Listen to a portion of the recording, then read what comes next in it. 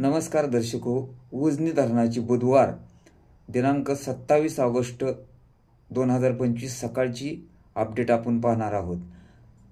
आपणास एक पुन्हा विनंती आहे की आपण चॅनलला सबस्क्राइब केले नसेल तर सबस्क्राइब करावं, बातम्यांना नेहमी लाईक करत जावा, जेणेकरून पुढील बातम्या देण्यासाठी प्रोत्साहन मिळते।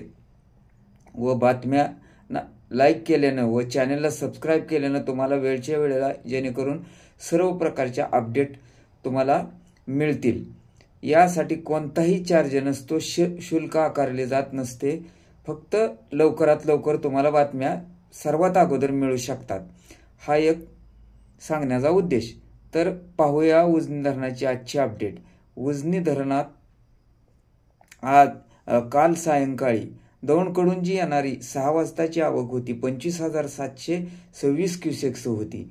तर आज सकाळी 6च्या अपडेटनुसार त्यामध्ये पुन्हा मोठी वाढ झालेली आहे। सध्या ती 35,319 क्युसेक्सने विसर्ग तिकडून येत आहे दौंडकडून। तर सध्या सिनामाडा योजनेतून 180 क्युसेक्सचा विसर्ग सुरू आहे। वीज निर्मितीसाठी 1600 क्युसेक्सचा विसर्ग। दहेगाव उपसा सिंचन योजना 60 क्युसेक्स। बोगद्या जो होता तो बंदच असून कॅनॉलचे पाणी 1200 क्युसेक्सचा विसर्ग सुरू होता, त्यामध्ये पुन्हा घट करून तो 1000 क्युसेक्स केलेला आहे। तर उजनी धरणाची आजची टक्केवारी ही 103.90 पॉइंट म्हणजे 103% व 90 पॉइंट असून उजनी धरणामध्ये आज एकूण पाणीसाठा 119.32 टीएमसी असून उपयुक्त पाणीसाठा 55.60 टीएमसी आहे। उजनीतून पावसाळा सुरू झाल्यापासून साधारणतः 100 टीएमसी पाणी भीमा नदी पात्रामध्ये सोडावे लागले। हे एक इथं आवर्जून उल्लेख करण्याची बाब आहे। तर उजनीतून काल सायंकाळी 6 पासून भीमा नदीमध्ये जो विसर्ग होता तो 30,000 क्युसेक्सचा पुन्हा करण्यात आलेला होता।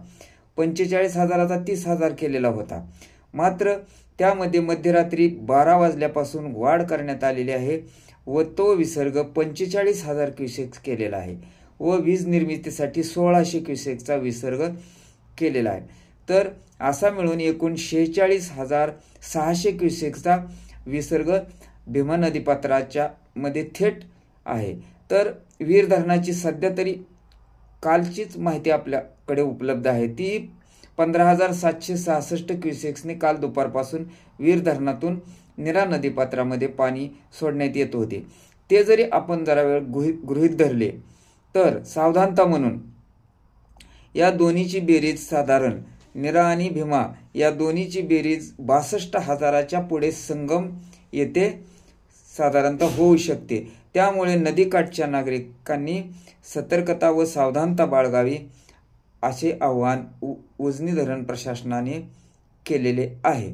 यापुढील सर्व अशाच प्रकारच्या बातम्या पाहण्यासाठी आपण चॅनलला सबस्क्राइब करा व एक लाईक करायला विसरू नका।